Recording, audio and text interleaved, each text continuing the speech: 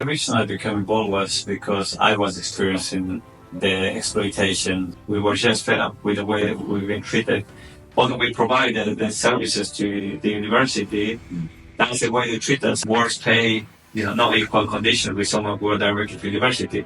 That day we managed to secure like £6,000 back in wages in one day. That was just the first tranche of wages weren't paid, but the action led to a direct result of that money being transferred. That's when we realized that we have power as a collective. And from that day on, we said, okay, we are not going to just ask to be treated better. We're going to demand better. We want to demand better pay. We are going to demand better conditions. We are going to demand respect in our workplace. Henry CHANGO Lopez is the General Secretary of the Independent Workers' Union of Great Britain. He joined the union as an outsourced worker in 2013 and rose up to be elected General Secretary. Originally from Ecuador, he has lived in the UK for 20 years. He started advocating for workers when he worked as a cleaner at the University of London. There he unionised the majority of workers. The IWGB has triumphed in a decade-long battle to end outsourcing at the university, which has helped advance equality and better conditions for workers. In his unwavering commitment to social justice, Henry continues to leave an indelible mark through his leadership, showcasing the impactful role of unions in fighting for workers' rights. Henry has a lot of lessons to share with you about the power of workers working together for the collective power and rights. Let's learn. As migrant workers, for instance, as precarious worker, I didn't have the tools to create the change. And we and our IWGB are trying to break those barriers by creating leadership, giving workers the tools that they need, empowering them in every workplace so they are able to believe in themselves and believe that change is possible if they organize, if they create that sense of community, which is very, very important. It's key to the success of any campaign that we have,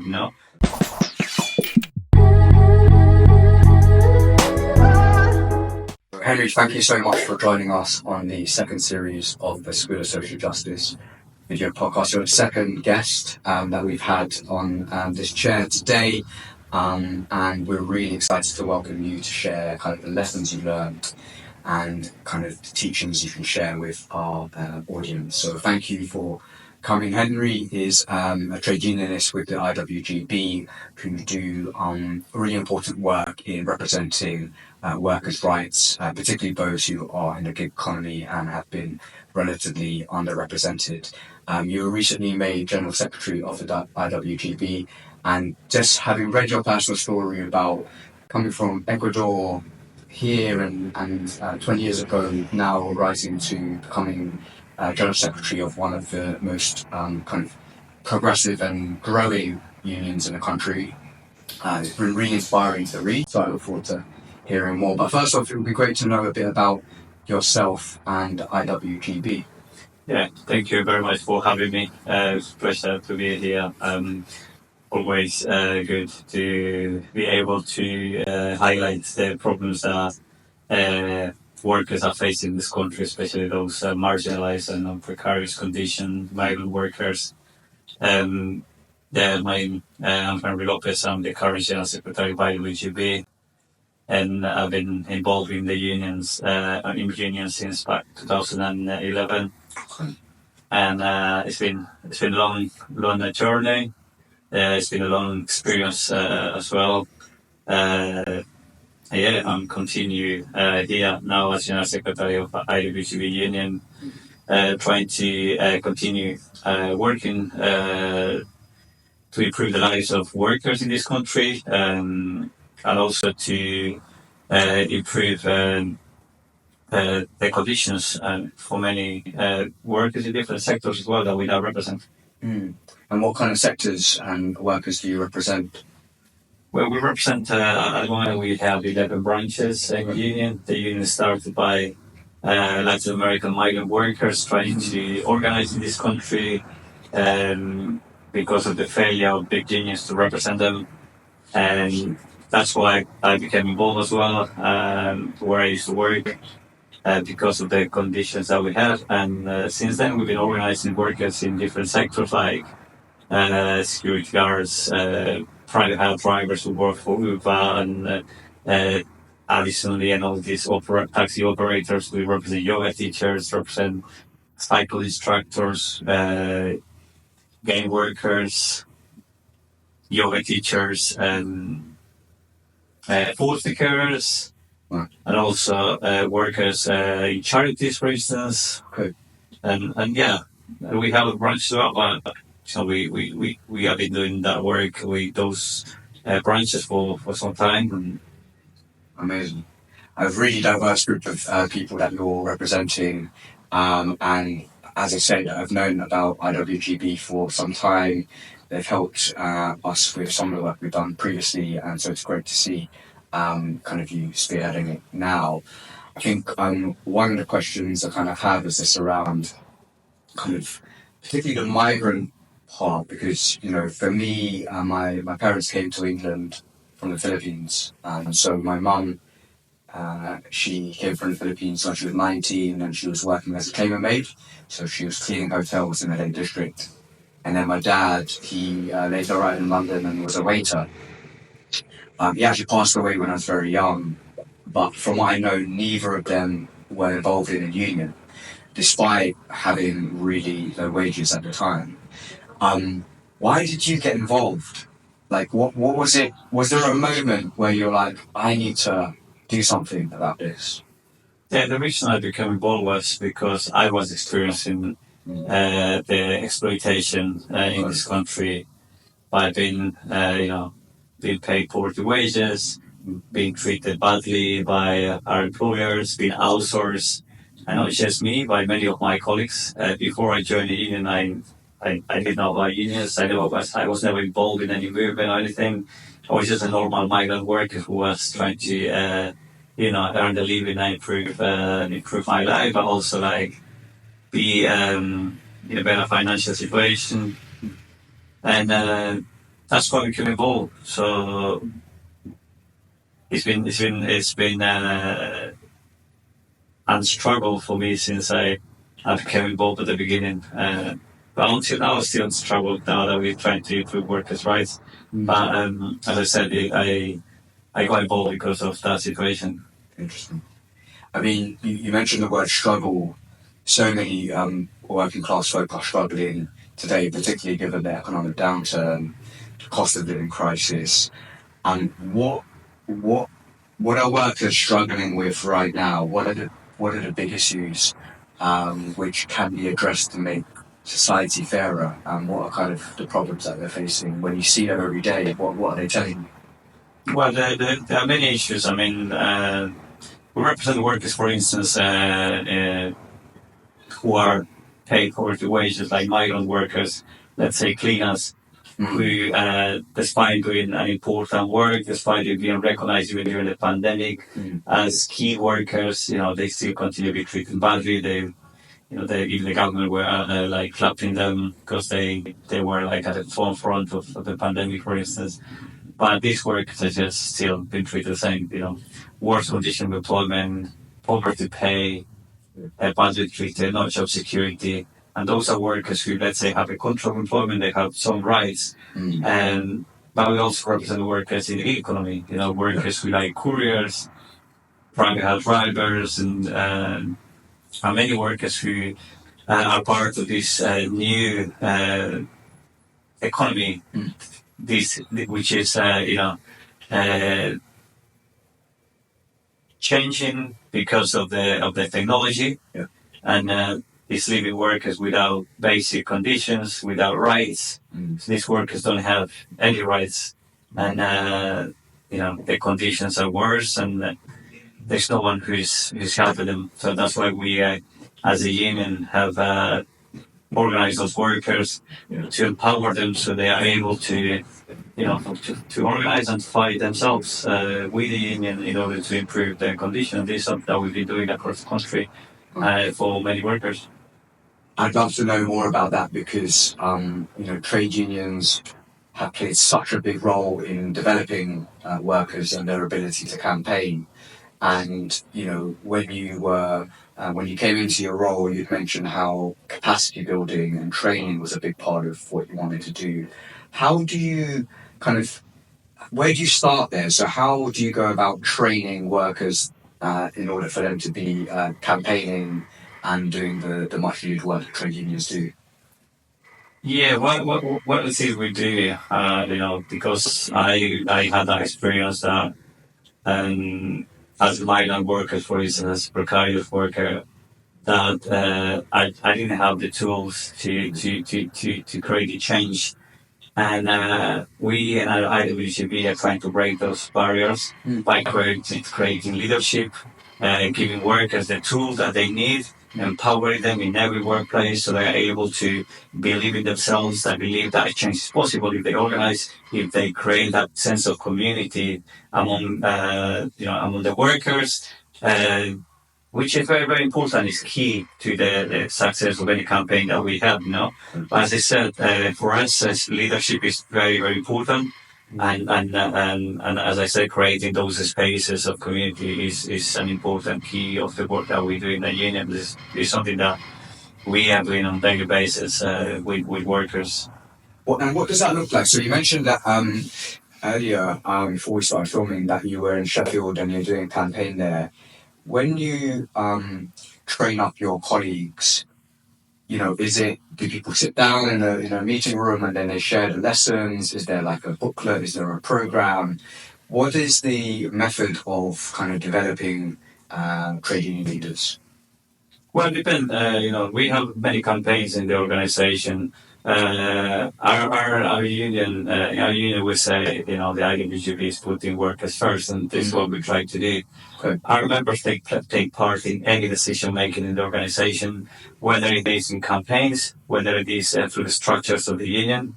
There's no campaign that is not run by the workers. The workers are the ones who take the decisions where the campaign is going. And the direction of the campaign as well. And this is important because that's the way you create leadership, by workers taking action, standing together alongside, but also, being part of the union, like in trainings, being officials, being part, as I said, of the decision-making body of the organization, like myself, who, I used to be part of one branch, but then I moved to be a central union official. Now I'm at the top of the organization with some of my colleagues who have the same background like myself, who have been involved in struggles and have taken part in those activities, which have been very useful for them to be, to be doing the work that we do for many workers. I mean, it's an inspiring story, as I mentioned, like just hearing and reading about, your journey. I'm just trying to imagine, because a lot of our viewers are young people who don't really know how to make a difference. Some of them don't even know what a trade union is because they're just starting their journey and figuring out how to make a change. Imagine you 30 years ago and you can tell yourself, or maybe a future Henry, somewhere out there who's watching, who might be 16, 18, and they want to follow your footsteps as a trade union leader. What kind of advice would you give them to, follow in your footsteps? Yeah, going back to when I started, I would say, believe in yourself, get involved, get active as well, be part of the struggle. It is very important that you put time and effort in something that you believe. I think that's very, very important. It's something that, when I started in the union, I was working in a precarious job, but despite that, I got involved in campaigns, I got involved in the union. I was curious and knowing what was, how the union movement was, developing in this country. And this whole, I became more, active, but also have more knowledge in terms of the learning that I wanted to gain as well as part of that. I mean, through the struggle, I met loads of people that I never thought I was going to meet, like people from, people from academics to students to organizations from that are fighting for migrants' rights, for quality, for different things that are part of the social justice. I went to university as well as part of being involved because I used to work in a university in London. I used to campaign there for better conditions with my colleagues. And I went to university as part of learning that I wanted to have in terms of improving my knowledge, but also in order to be part of the organizations as well. That's amazing. So you're protesting, but also learning how to protest. So it was improving your ability to protest. Did you go to UCL as well, or is it a different university? Yeah, I went to Berwick, the University of London, but my workplace was just next to Berwick, where we were campaigning with my colleagues, many of them cleaners, in order to improve our conditions in pay and other conditions. That's a really, inspiring story. I mean, in terms of the learning, so obviously, when you were at university, there were which course did you do? Social sciences. Social sciences. So, yeah, even within the social sciences, there's so much in terms of methodology. And of course, one of the major methods of change for trade unions is the strike. And there are other methods. I'm curious to know, apart from the strike, what other methods can trade unionists or aspiring trade unionists use to make a change? Yeah, trade unions use different methods to improve the conditions of the work. One of them is strike, but also that's the last resort that many unions take. And but strike is not the only tool available. I mean, in the IWGB union, we have shown that you can win things without strikes, but also in many occasions the law hasn't been on our side. Okay. So we have managed to we have managed to win good conditions for workers, better pay, and to end inequality, like for instance, and outsourcing at some universities. We have used imaginative ways of things and tactics as well, such as protests, such as demonstrations outside businesses. What happened in Sheffield the other day, where workers standing outside of the McDonald's, for instance, like demanding a change, demanding dignity and respect in the workplace.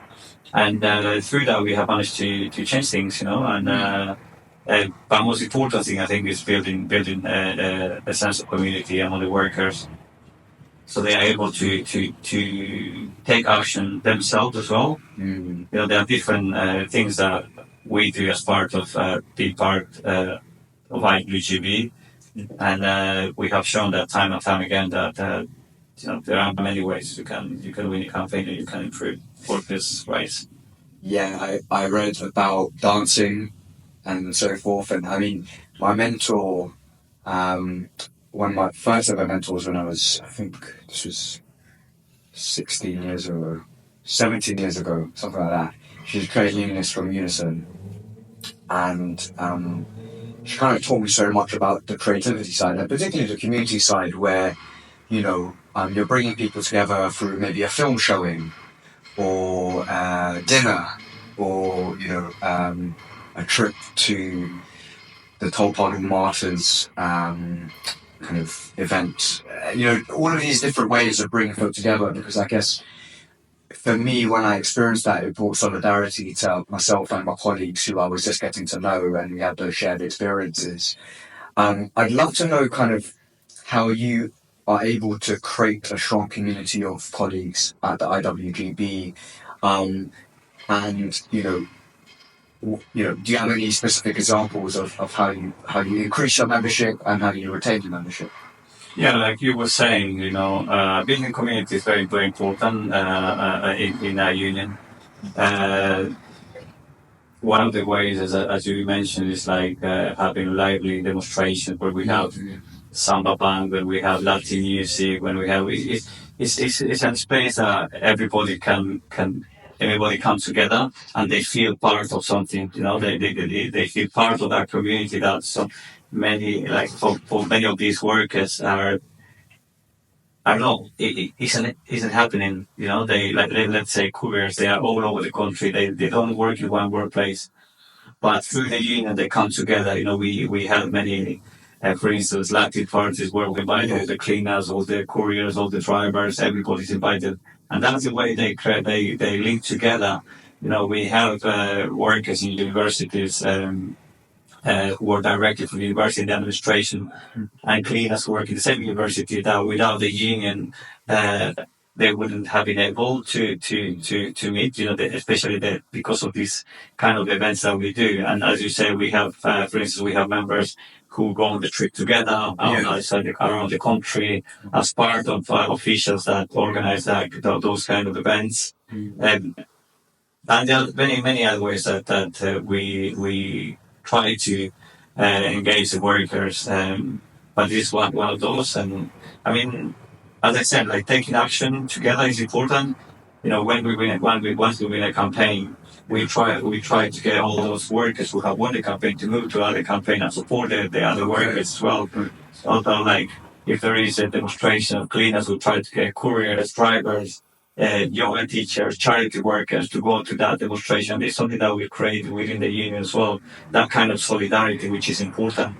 And that's what helps us to win campaign, but also to empower the workers that see in our union we have managed to incredible things like, bringing together workers from different sectors. At the beginning, when the union started, it was just a cleaners union. And to see the union now having 11 branches, like having foster carers and cleaners in the same room with private drivers, couriers, people in universities, yoga teachers, cycle instructors, is something that we have managed to create, and we keep in that bond because many of those workers realize that despite different nationality, different languages, they have the same problems at the end of the day, and the same problems that they need to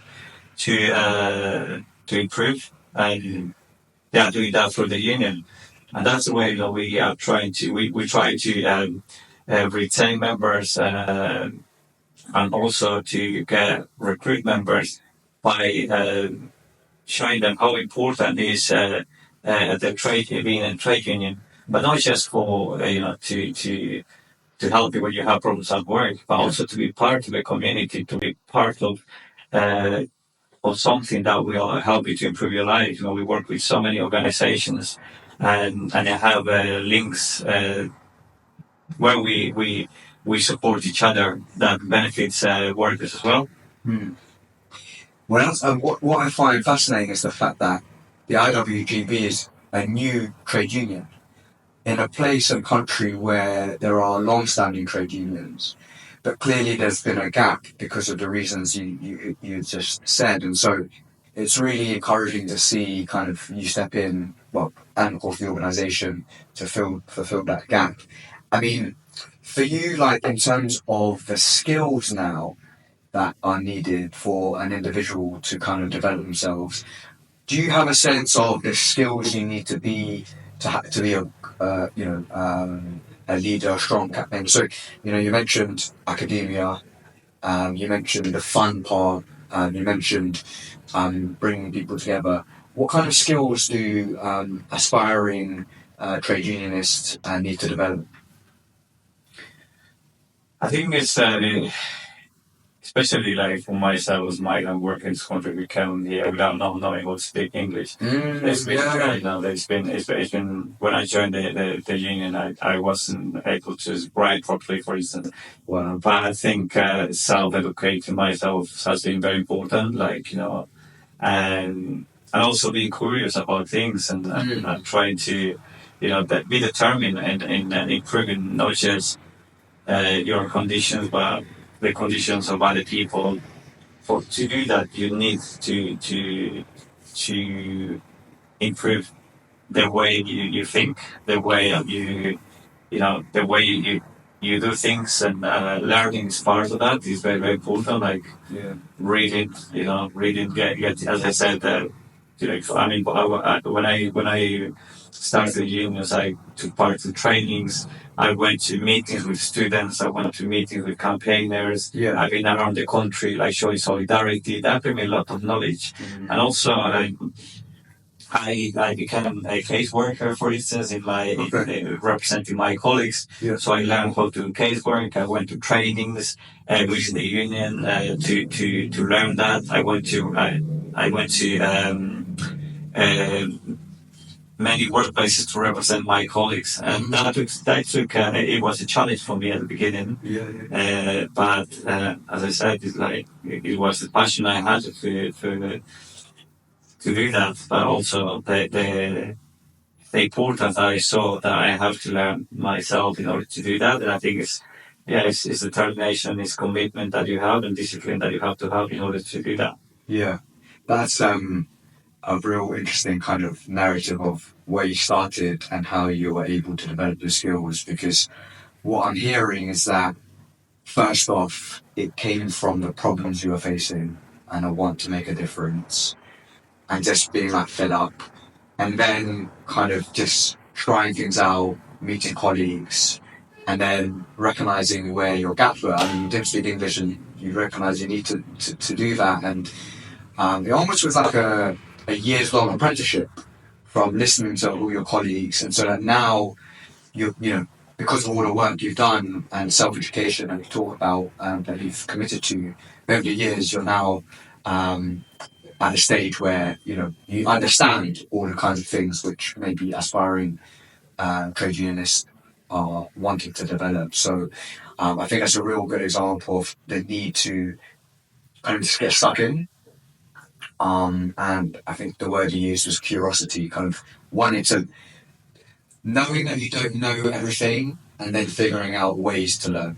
I think that's really important. I mean, there's always ways to learn. I mean, it's only on ourselves to do that, And there is no, I don't see, there's no barriers apart from, sometimes you don't speak the language, but we all are intelligent in different ways. And we, in our organization, there are many people like myself who was at the beginning, who didn't speak English but was interested in learning. We have many members. For example, one of the biggest branches in our union is the cleaners branch. Okay. Most of the officials there are non-English speakers. Most of them are cleaners, work in the cleaning industry, and but they do an amazing work. They go to churches to deliver leaflets. They go to workplaces. They talk to the workers who speak the same language. They organize workshops. They work with other organizations. They are there recruiting in every workplace. They are outside in the picket lines. They're outside in the demonstrations. They organize these parties. They organize these parties where they invite everybody to come, and they do these amazing things that sometimes you have barriers, but despite that you can do great things. And we try to help them by developing their skills. We have translators to use them. We help them in their, with that problem of the language barrier. We help them, we translate documents, for instance. We have translators in meetings for them to be able to talk to the other colleagues from different branches who, from the charity worker, courier, or like someone at a university member who speak English, and that hasn't been a barrier for us. But we have been able to break those barriers because for us it's very important to provide them with the tools that they need in order to improve their conditions for workers at every. What's becoming clear as I listen to you is that say, for example, in British politics, commentators say they don't know about migrant communities, and they often blame us or my family, our families, like, for not knowing English. But there's also the problem of them not understanding our language, because just the way you detail everything that was happening, the only reason why they might not know it is because they don't speak, say, Spanish or Tagalog. And it reminds me of the richness of organising traditions across cultures, and also the need, because what's becoming clear is so many migrant communities come to places like London, to England, to the United States of America, to Europe, to Hong Kong, to the Middle East for work, and in search of a better life. But often, from what I've heard, many folk are scared to join trade unions for fear of losing their job. And And one thing that I've recognized also is the modern day slavery of particularly Filipino domestic workers in parts of the Middle East and also in the UK. I mean, for you, for trade unionists or people who want to get involved but maybe fear getting in trouble, what can we say to those people who, actually might be in more need for trade union support and community, but might fear the potential backlash from employers? Yeah, I mean, one of the things I realize that commentators and many people, even from politicians, they don't understand how hard is the life of migrants in this country. Even to learn English is very hard, like, because this city, especially, let's say London, is very expensive. You have to have 3 jobs in order to earn a living, to pay your rent, to pay your bills, to send money back home, which most of the migrants do. And many of them don't even have time to go to school because they work so many hours. When I, for instance, myself, when I went to uni, I went to do part-time, and I was doing it at night because in the morning I work full-time, then I have another cleaning job 2 hours early in the morning, so I have to stay awake until like 9, and then go home after that, just have some food and then sleep, sleep, and then next day start back to work at 5 a.m. So this is the kind of life that many people have in this country, and I think that's the difficulty of learning the language. Is not as easy as people might think, because and many of these workers are paid poverty wages, which doesn't allow them to have a good life or to go to school, to stop doing like so many hours of work. Some of them work all day and have to have another extra job in order to make a living. But we say to people who are scared of joining the union, this we all have that scare. We all have that feeling in our bodies when we don't know what we get involved in, and I think that's something that we work in a union. For instance, when we meet workers, is have those deep conversations about what's a union, what they should be involved, and why they should get organized. And it's not easy, but this is the mentality that many migrants have. But once you break those barriers, workers realize that they can do great things. They can change things. We have gone in workplaces where workers been scared, and we have managed to organize them, and they went on to demand better pay, better respect, dignity, and better conditions, and they have won. And that's something that I felt as well as being involved in campaigns in my workplace where we managed to improve the conditions and outsourcing and change the life of loads of migrants that at the beginning were scared for. Yeah, it's really important, and just the way you're talking about it, it's just like, it reminds you of how when one community takes change, it also makes change, it also impacts certain young people who might not have been able to get involved. So again, a testament to the work that you've been doing, and that's to IWGB. I'm just going to check the time because I know that time is running out. All right, cool. There's a bit here about social justice side. So we didn't really talk about kind of what social justice means to you. There's many different definitions of social justice. For us, we take a very similar kind of simple view in that what the School of Social Justice is trying to do is enable people to help make the world fairer. And what does social justice mean to you and IWGB? Well, for us, it's fairness, equality, opportunities, and also better rights for workers. And what kind of, so in the digital age where you have 0-hour contracts, the gig economy you mentioned, tech companies now, share prices plummeting, they're cutting thousands of jobs. What are the rights that now workers need to protect more than ever? Are there any particular rights that are kind of being impacted by these changes? Well, as we see now, there is many. This government is trying to stop unions from striking, for instance, introducing laws that are making that are making harder for workers to go on strike. Okay. But also even the right to protest, to try to take away those rights. There are these principles that we need to fight, but also in terms of workers in the economy, they don't have rights, so they are fighting to have rights. That's something that we've been doing in the courts, on the streets, trying to gain rights for these workers, because many of them don't have even basic conditions that many people take for granted, that such as holidays, sick pay, pensions, and good pay. Yeah, so that's it. I mean, the challenge is to gain rights, to take the right rather than protect them, because they don't have any rights. I mean, with strikes. So for people who are not from Britain, can you kind of share what the British government is doing now? So are they putting forward legislation which says no strike action is allowed? Like, what does that look like, and how will that impact your work? Now, workers can strike, but they are putting barriers to workers. There are kind of laws that are trying to pass at the moment in terms of workers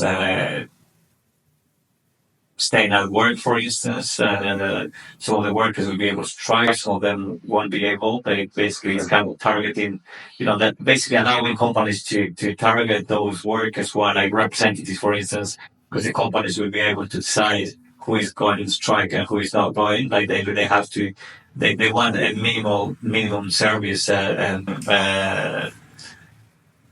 in certain sectors of the economy, such as the public sector. For instance, like we have security guards in universities where they recently had on strike. Yeah. If they manage to pass this law, that means that some of the workers, none of them, normally all of the workers who vote for strike, they will come out and strike.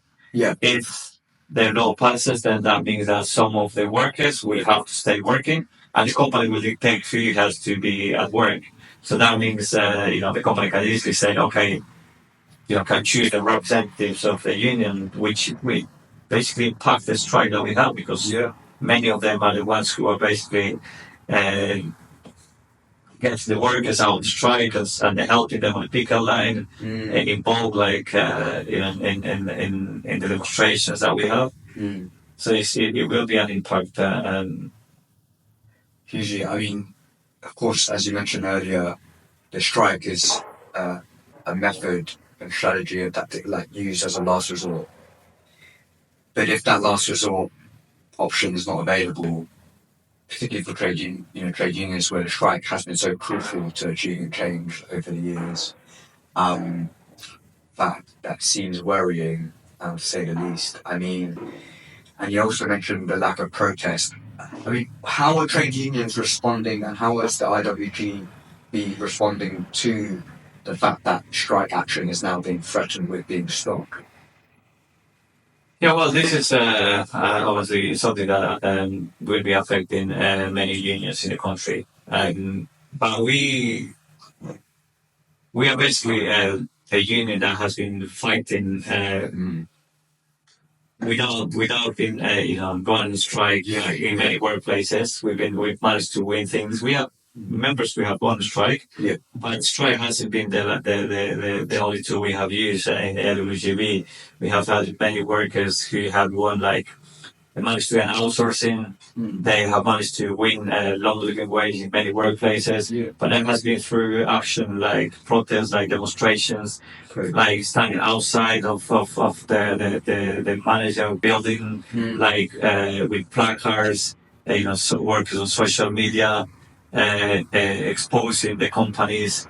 We've been also, we have petitions where we have hundreds of people who have signed petitions. We have the workers, we have, signed letters together collectively to shame the employers. There's many things that we have doing, many tactics that we use that can be used in order to win these conditions. What I said to you about Sheffield, that the court is organized, and they went outside of a McDonald's to stand outside with sellers, with drums, with placards, basically shaming the employer for not treating them with respect. And this is the way we have managed to with better conditions in some workplaces, but also the top managers abusing workers.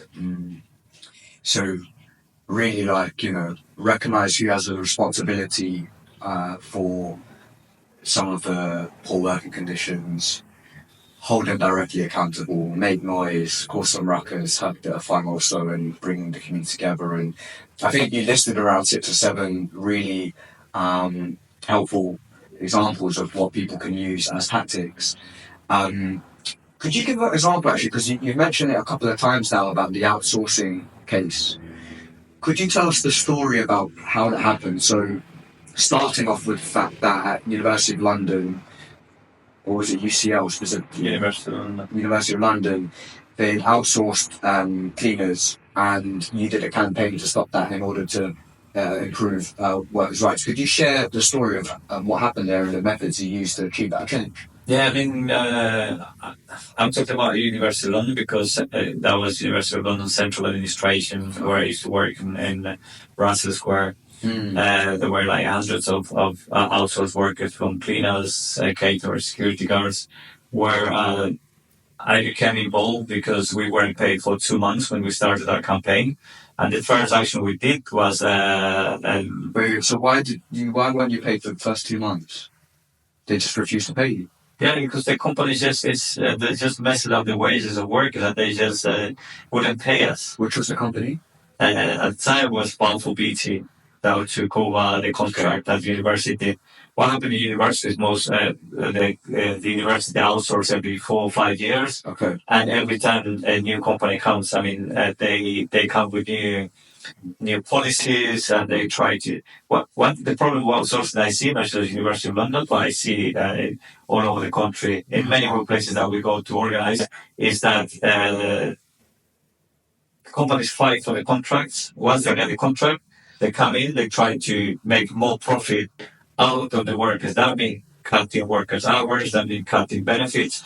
And the problem is that because it happened every 4 years, every 5 years, in some places they do every 2 years, for instance. And where you see there were in a workplace that it was 40 workers, when the new company comes, they will try to make it 10, and then the new will come later. They will try to have 20, and by the time we realize there will be only 10 workers in that workplace. We've seen that in many workplaces. So that's the problem that we face by being outsourced at the university. And the reason we decided to organize, when we started our organizing, was because of that problem. The first action we took was a wildcat strike. What is a wildcat strike? We went out without any ballot with the union. And at the time we weren't that organized, but we were just fed up with the way we've been treated. And we decided, it was enough. You're like, listen, I'm fed up. Listen, yeah. Yeah, we decided to just go out with drums, bullets, make the noise outside the university, officers, also, so management could see us. Because what happened is that the university, when they outsourced, they said, those workers don't work for us. You work for that company now. You have nothing to do with us. Even when we go to protest, they will be like, they don't work for us. They work for that company. Although we provide the services. Exactly. Yeah. Although we provide the services to the university, that's the way they treat us. And they treat us like the same with the conditions, like worse pay, no equal conditions with someone who are directly to university. So that's how we became organized, and we started our struggle. And once we got out, that day we managed to secure like £6,000 back in wages in one day. Oh, wow. And then we continue, obviously. That was the pay that hadn't come, and then for some of the workers. It wasn't for everybody. It was for some of the workers, but we decided, because we have many problems with our company, we all decided to go out. Yeah. And but that was way getting it, because that was just the first tranche of wages weren't paid, but the action led to a direct result of that money being transferred. That's the way. That's when we realized that we have power as a collective. Mm-hmm. And from that day on, we said, okay, we are not going to just ask to be treated better. We're going to demand better. We want to demand better pay. We are going to demand better conditions. We are going to demand respect in our workplace. And that's what we started. We started the campaign for the London wage, which we managed to secure. We managed to also secure the union recognition with the union that we were at that time. And then later we managed to we launched a campaign that was called Tres Cosas campaign, which means Tres Cosas, which means three things. Tres Cosas in Spanish, it means three things in English. And we were calling for sick pay, holiday, and pensions, the same as directly employed staff, the university, because we just have basic minimum. And we continued with the campaign. We managed to have the first strike of outsourced workers at the University of London in history, where we managed First strike? Yes, of outsourced workers. We had loads of us who went on strike. There were like 100 of us that were outside, like first strike protesting. It was a day for us. It was a celebration. Yeah. We have Latin music, we have balloons, we have drums, music. It was, we felt free and we felt empowered, and we kept going with our campaign. And after the first strike, we managed to secure 6 months food pay, sick pay for all the outsourced workers. We managed to secure 5 more day holidays. Amazing. And but despite winning those conditions, we realized that the problem was outsourcing, because we were still treated badly by the companies. And there were workers, being put in disciplinaries, being sacked with management victimizing workers, because obviously we want conditions. And in a way, the companies want to take it back. So we have to always fight back. Yeah. And there were many problems our members were colleagues were facing. And we decided, let's fight against outsourcing. So we launched another campaign. And after, it was a long struggle at the university. After 10 years, we managed to announce it. It was a long struggle. So in 2020, we managed to bring all the cleaners, receptionists, security guards, audiovisual porters in the house. So now they get the same benefits as everybody else in the university. They have the same treatment, like the same. They are under the same employer, which basically has changed their lives for the better. And we now, as a result of that, we went to other universities and secure as well better conditions and outsourcing, like in Goldsmiths.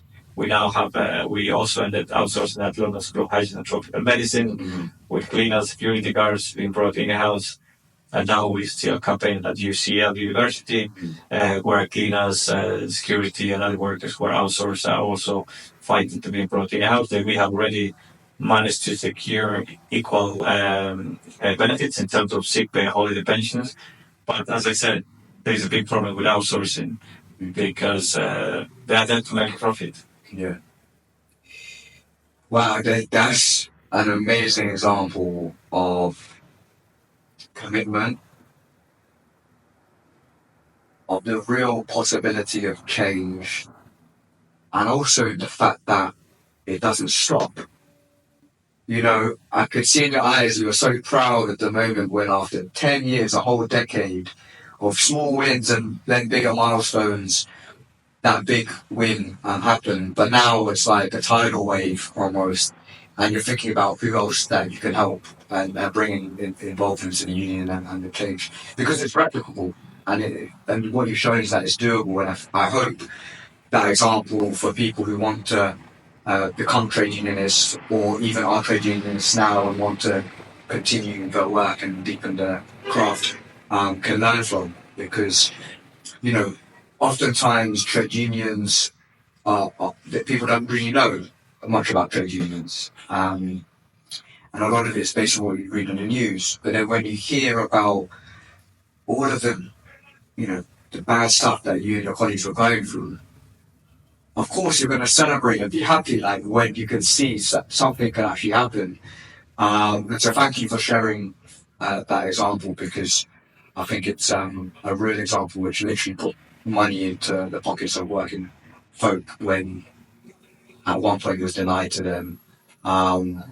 And we'll see what happens with the next generation. Sorry, let's say something. Yeah, I mean, as I said that, trade union. I mean, the news, like they're trying to put trade unions as like the bad guys in the in the picture. Yeah. But trade unions have changed the lives of workers in this country, for the better, improve working conditions. Many of the rights that people enjoy in this country have come from the fight of trade unions. Yeah. I mean, we've seen time and time again where we go to workplaces, all these co-workers are treated, and the need of trade unions to be more involved. I mean, we've been changing lives for workers in many workplaces, and it shows that it is possible to change. But as I said, unions are very, very important. I think workers should join unions, should get organized in their workplaces, whatever they are. I mean, it's very, very important that they are organized, because that's the only tool you have. You have that's the power you have. If your employer are not treating you well, are not giving you conditions, and as we were saying, we have replicated these victories now in many workplaces. We went on from fighting for cleanest conditions. Now we're fighting even the government in court. We have won, cases against the government. We have won cases for workers in the gig economy, where they now have secure control of employment, where before they have precarious conditions. But this has been through the collective power of the workers. So there clearly, there's a bit there about legislative change at the national level, regional and local level, but also legal casework and the work with lawyers to make a difference. And so there's that point about collaboration again, isn't there? Well, there's in union we use litigation as well as part of challenging companies to improve the conditions of workers, and we have been successful in that. We have taken the Liberal to court. We have taken many companies in the economy to court, and some of them have improved certain conditions for workers. But that was thanks to the work we have been doing. Yes. I mean, at the moment there is the government want to attack unions, and this is the time the workers should get organized, because the only thing that's going to happen is that workers want to have power. If we allow the government to continue with this and we don't fight back. Yeah. Thank you. I'm just going to quickly check the time. We've got time for just one or two more questions. Let me think. In your journey, as a leader, is there any person or movement historically or outside of the work you've already done that's inspired you?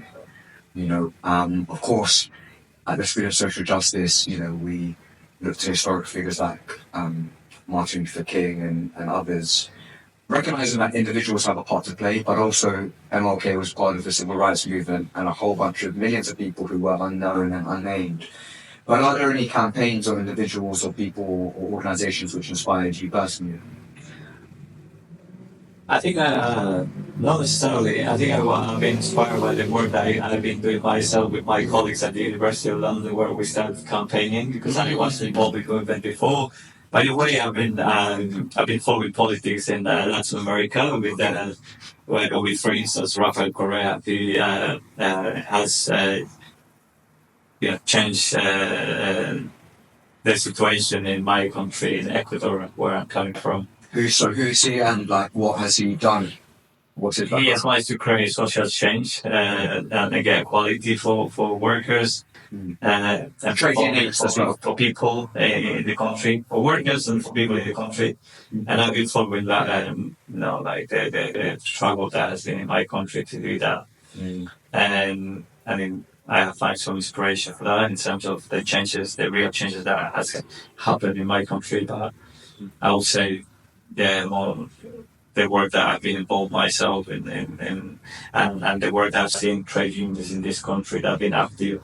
Yeah. Fighting for the better conditions of the workers. This is excuse me. This is slightly unrelated, but related to questions that I'm facing as the son of migrants, as a child of migrants. As I mentioned, where my family's from, and they came here to work to seek a better life. But now, in 2 weeks, I'm flying to the Philippines. First British-born generation, but now figuring out, actually, do I really belong in the Philippines? Where is home? What do you say to kind of like children of migrant workers in figuring out where is home? Because of course you mentioned home and Ecuador, and that's what kind of brought back, and we've got a world map here. And I'm thinking, like, is it now our duty as the first generation born here to go back to our home countries and to actually fight for our rights back home? And that's just an open question, and it's almost like an exploration. I don't know, but what do you think about that? When I was in the Philippines in October, November, I heard the term reverse diaspora, and I never heard of it before. But of course, it's that idea of children of migrants going back to where their mother and father's from to kind of contribute back to the country. What do you think about that, particularly given the fact that you work with migrant communities? That arguably the children here would be migrant. Like, I would be a migrant to the Philippines in many ways. Like, have you thought about that as well? Like, kind of working back home. Yeah, it was, we, especially depending on the generation. I mean, there's people, if you are born in this country, I mean, many people find it difficult to go back to their country that they don't belong to. And I see that many of my family members, for instance, that they don't see Ecuador as their country because they don't know people, and they feel that they belong to this country, for instance. Myself, I'm from different generation. I came here when I was in my 20s. Okay. So it's a different, because I can think like, I could go back and do some of that work and maybe get involved in politics and be someone who can represent my communities back there. But because I feel like I belong to that country, and there are many people like myself who think like one day going there to live there. So I guess it's kind of what when you came to this country or whether you were born in this country. I think that makes it a big difference. Yeah, I mean, it's a big question, and I feel like it's a conversation we can have in the future, and I'd love to talk to you about that more at another time. Before we close, just have one last question. Do you have any final tips or advice for, as I say, the kinds of folk who want to make a difference, but they don't know how, and potentially are considering joining a trade union or getting active in a trade union? Do you have any tips or advice for them? Yeah, I would say, as I said before, my experience is like somebody who didn't know about unions, and but I had curiosity of knowing more, and also by having that curiosity was like getting involved, being part of the struggle. You don't need to be. You can join any union. But there's many ways you can get involved. You can go to demonstrations, you can go for protests, you can volunteer. We have many people in universities who have become part of the struggle by just being helping to translate workers, migrant workers, or like helping with casework, and being involved in campaigns like being on the picket lines. Like what we do in the union, like sometimes we go to early in the morning to recruit cleaners. We have a coffee stall outside. We have many students who have come and been there with us, like helping us to recruit, to fill forms for the workers. And I think, as I said, there are many ways you can get involved. There are many workers who have ended up even working for the union now. Like myself or many of my colleagues, they work for the organization. They used to work as cleaners, and now they are like organizing workers. They are trying to empower other workers to be the leaders of tomorrow. And that was why, just been involved. Like sometimes you can be a quiet member who just join because you want to have some support whenever you have a problem at work. But I would say to many workers, many people that want to get involved, go to the branch meetings, find out more about what is the movement, what the union is doing, what they're talking about. Because some people, they never go to meetings, they never listen what the other people is saying, like other workers as well. So it's very important to hear the voices and to get involved, because if you not get involved, like, things don't change, And I think my tip would be like, get involved, try to get organized in anything that the union is doing, and try to learn, because that's the only way you could improve, your knowledge. If you don't get involved, things don't change. I think that's a beautiful quote, which we'd love to share. But yeah, if you don't get involved, things don't change. Thank you for sharing that, and thank you so much for your time. We're really glad to have had this conversation, to have captured some of your wisdom and your learnings and lessons, and we can't wait to share that with our fellow students and people who want to learn how to make a difference. So thank you again, Mr. Lopez, and we'll let you know how it goes. But thank you for your work, and we look forward to supporting you in the future. Well, thank you very much for having me here, and good luck with all your work. Thank you. This educational content is absolutely free. Why? Because our vision is a world where anybody, no matter their background, can learn how to make a difference. To keep going, we need your help. Can you become our next patron? Can you help us reach 2,500 patrons? I really hope so. Whatever the case, hope you learned something today, and sending you peace and love. Let's keep learning.